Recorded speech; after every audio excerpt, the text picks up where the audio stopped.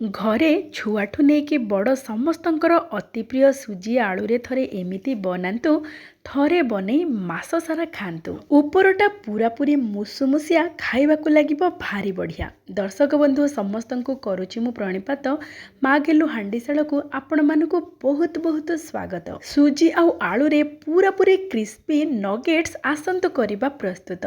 दर्शक बंधु आज आमे जो प्रस्तुत करिबा समस्तंकु बहुत बढ़िया लागिबो। छुआटू नेकी बड़ समस्ते खुशी रे खाइबे। प्रथम आमे गोटे फ्लेवरफुल मसलाटे प्रस्तुत करिबा। सेथि पई आमे नबा 10 रु 12 कुला रसुण, 4-5टी पाचिला लंका, आपण माने ता बदल रे चिली फ्लेक्स मध्य नै परिबे। ता सहित किछि धनिया पत्रर डांग, किछि पत्र सहित आउ ता सहित किछि मेथी साग, आपण माने चाहिए कसुरी मेथी ता बदल रे नै परिबे। जेहेतु एबे मेथी साग ताजा मिलुछि, आपण माने मेथी साग नेले बहुत बढ़िया बास्ना सहित बहुत बढ़िया स्वादयुक्त हबो। ता सहित 5-6टी गोलमरीच, याकू आमे कौन करबा ना चपर चप करदेबा, नहले आपण माने चाहिए ग्राइंडिंग जार रे पल्स मोड रे एमिति दरदर गुंड करदेबे, जार कि बास्ना और स्वाद 2 गुण करदेबा आमर आज जो प्रस्तुत करबा रेसिपीटी। एबे देखंतु ए सब बढ़िया भाव में क्रॉस हो जाइए। एबे आमे नबा गोटे कड़ई रे देदेबा आमे जो क्रॉस मसला प्रस्तुत कले। एई मसला रे आपण माने जदि थरे एमिति स्नैक्स प्रस्तुत करिवे स्वादटा बहुत बढ़िया रहिबो। एई मसला सहित आमे दबा 1 चामच जीरा आ 1 चामच धला राशि, तापरे देदेबा स्वाद अनुसार लुण, आउ एठी आमे 3 गिना नबा पानी। मु एठी 1.5 गिना सुजी पई 3 गिना नउची पानी। आपण माने जेतिकी सुजी नेबे तार 2 गुण नेबे पानी। पानी को दे सारिबा परे भल भावरे को गोळेई दबा। बहुत बढ़िया बास्ना आसीबो, एमिति पूरा पूरी देखा भी जीवो बढ़िया आउ बास्ना भी बढ़िया। एबे आमे चुली रे बसई दबा मध्यम जाल रे, आउ भल भावरे पानी को फुटिबा को छाड़ी दबा। जेते बेले देखिबे पानी भल भावरे फुटिबा को लागिबो, सेते बेले जाल को पूरा पूरी कमेई देबे। कमेई सारिबा परे आपण माने सुजी पकेबे। एठी देखंतु पानी बढ़िया भावरे टकमक हेकी फुटी गलानी, बास्ना भी बहुत बढ़िया आसुची। एबे आमे जाल को पूरा पूरी कम रे रखिबा। कम करिकी रखिकी जदि आपण माने सुजी देबे बिल्कुल गेटा हबनी बा लम्स रहिबनी। एबे देखंतु एबे आमे जो सुजी पकेबा पतला दाना सुजी नेबे, बहुत बढ़िया हेकी प्रस्तुत हबो। आउ जदि मोटा दाना सुजी थाए ताले टिके ताको ग्राइंडिंग कर देबे, जहा फल रे कि पतला दाना सुजी हेकी प्रस्तुत हे जिवो। प्रथम कथा पानी को भल भावरे मध्यम जाल रे फुटेबे। पानी भल भावरे फुटी गला परे जाल को पूरा कम करिके सुजी पकेबे। आउ सुजी पकई सारिबा परे भल भावरे ए पानी सहित घांटीबे बा गोळेई देबे। जेमिति देखिबे सुजी पानी सहित भल भावरे मिसी गला, तापरे जाल को टिके बढ़े देबे। तापरे देखिबे जेतेबेले सुजी टिके सुखिला हे जिवो बा टिके डो भलिया हे जिवो, ताको घोड़े की गैस को बंद कर देबे। 5 मिनिट पाई एमिति घोड़े की छाड़ी देबे, जहा फल रे कि सुजी बढ़िया भावरे नरम हे जिवो से स्टीम रे। एबे देखंतु सुजी बढ़िया भावरे जंती हे जाइछि।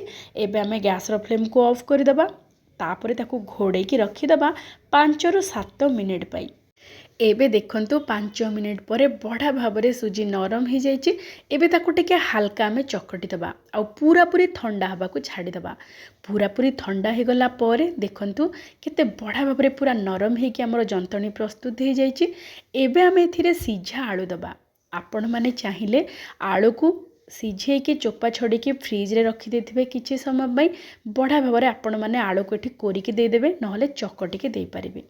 सांगे सांगे गरम आलू देबेनी, एमिति ठंडा करिकी आलू देले बढ़िया भावरे सुजी सहित मिसी जिवो।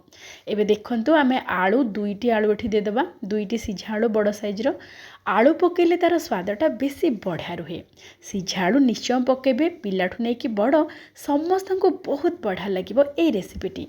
एबे आमे आलू सहित सुजी जो जंती थिले ताको भल भावरे आउ टिके चकटी दबा, जेमिति कि सुजी जंतणी आलू सिझा भल भावरे मिसी जिवो।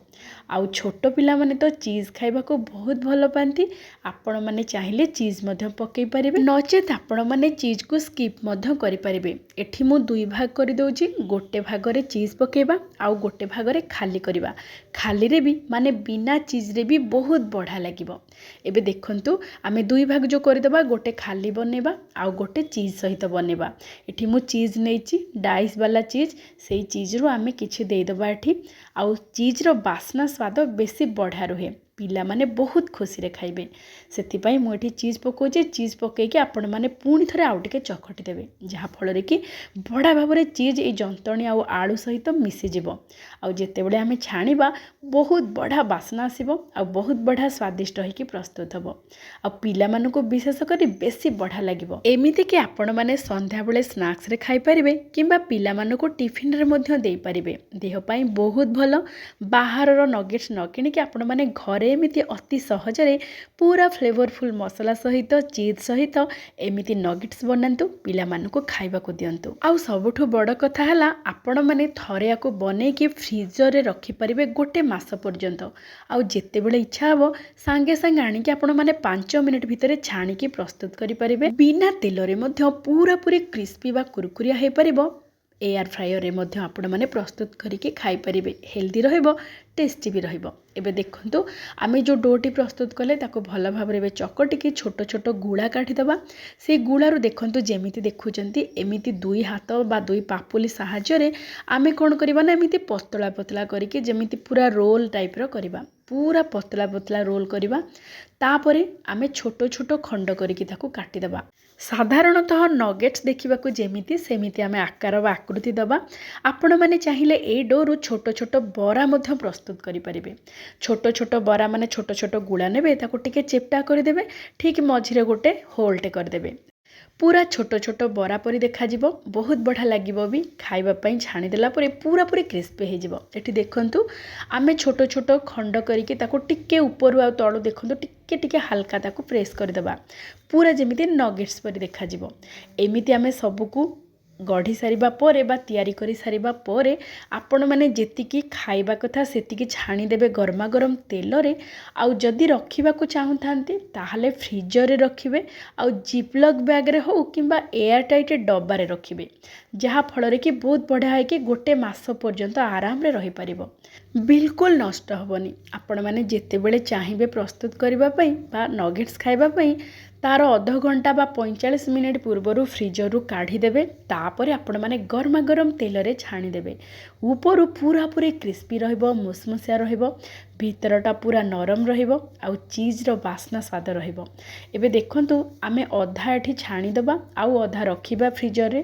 ସେଥିପାଇଁ ଆମେ ଯେଉଁ ଅଧାକୁ ରଖିବା ସେଇ ଅଧାରେ ଆମେ କ'ଣ କରିବା ନା 1 ଚାମଚ ଦେଇଦେବା କର୍ନଷ୍ଟାର୍ଚ୍ଚ ଆଉ ତାକୁ ଭଲ ଭାବରେ ଗୋଳେଇ ଦେବା ବା ଟିକେ ହାଲକା ଗଡ଼େଇ ଦେବା। ଏମିତି ହେଲେ ଉଭୟ ସହିତ ଲାଗିବନି ଆଉ ପୁରା ଖୋଲା ଖୋଲା ହେଇକି ରହିବ। ଆଉ ଦେଖନ୍ତୁ ଏଠି ଆମେ ଜିପ୍ଲକ୍ ବ୍ୟାଗ୍ରେ ରଖିଦେବା, ଯାହାଫଳରେ କି ବହୁତ ବଢ଼ିଆ ହେଇକି ରହିବ ପୁରା ମାସେରୁ 1.5 ମାସ ପର୍ଯ୍ୟନ୍ତ। ଏମିତି ଜିପ୍ଲକ୍ ବ୍ୟାଗ୍ରେ ଆପଣମାନେ ରଖିପାରିବେ, ନଚେତ୍ ଆପଣମାନେ ଏୟାର ଟାଇଟ୍ ଡବା ଯେଉଁ ଥାଏ ସେ ଡବାରେ ମଧ୍ୟ ରଖିପାରିବେ। ଏମିତି ରଖିସାରିବା ପରେ ଫ୍ରିଜରରେ ରଖିବେ, ଫ୍ରିଜରେ ରଖିବେନି, ଫ୍ରିଜରରେ ରଖିବେ, ପୁରା ଆଇସ୍ ହେଇକି ରହିବ 1 ମାସରୁ 1.5 ମାସ ପର୍ଯ୍ୟନ୍ତ। ଏବେ ଯେହେତୁ ଏଇ ଅଧାକୁ ଆମେ ରଖିଦେବା ଫ୍ରିଜରରେ, ଆଉ ଯେଉଁ ଆର ଅଧା ତକ ରହିଲା ଆମେ ତାକୁ ଛାଣିବା। ଏବେ ଦେଖନ୍ତୁ ଆମେ ନଗେଟ୍ସକୁ ଛାଣିବା ପାଇଁ ତେଲକୁ ମଧ୍ୟମ ଜାଳରେ ଭଲ ଭାବରେ ଗରମ କରିଦେବା।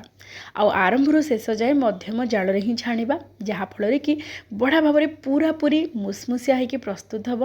ଆଉ ରଙ୍ଗଟା ପୁରାପୁରି ବାଦାମୀ ରଙ୍ଗ ହେବା ଦରକାର, ପୁରା ବ୍ରାଉନ୍ କଲର୍ ହେବା ପର୍ଯ୍ୟନ୍ତ ଛାଣିବା। ଏଠି ଦେଖନ୍ତୁ କେତେ ସୁନ୍ଦର ରଙ୍ଗ ଆସିଲାଣି। ଯେତେ ବଢ଼ିଆ ହେଇକି ଛାଣି ହେବ ଉପରୁ ପୁରାପୁରି କ୍ରିସ୍ପି ରହିବ। ଦେଖନ୍ତୁ କେତେ ସୁନ୍ଦର ରଙ୍ଗ ଆସିଛି ଆଉ ଖାଇବାକୁ ବେଶ ସ୍ୱାଦିଷ୍ଟ, ଉପରୁ ପୁରାପୁରି କ୍ରିସ୍ପି ବା ମୁସମୁସିଆ। ଟମାଟୋ ସସ୍ ହେଉ କିମ୍ବା ସେଜୱାନ୍ ସସ୍ ହେଉ ତା ସହିତ ଖାଇବେ ମଜା ଆସିଯିବ। ଏଠି ଦେଖନ୍ତୁ 1 ବ୍ୟାଚ୍ ପରେ ଆମେ ଆଉ 1 ବ୍ୟାଚ୍ ମଧ୍ୟ ଛାଣିଦେବା। ଏଇ ନଗେଟ୍ସକୁ ଆମେ ଆଉ ଟିକେ ଚଟପଟା ବା ଆଉ ଟିକେ ମସଲେଦାର କରିକି ପ୍ରସ୍ତୁତ କରିବା ପାଇଁ ଗୋଟେ ମସଲା ଗୁଣ୍ଡଟେ ମିଶାଇବା, ଯେଉଁ ମସଲା ଗୁଣ୍ଡଟା କି ଟିକେ ଖଟା ମିଠା ରାଗ ଲୁଣି ଚଟପଟା। ଘର ତିଆରି ପେରି ପେରି ମସଲା ଗୁଣ୍ଡ।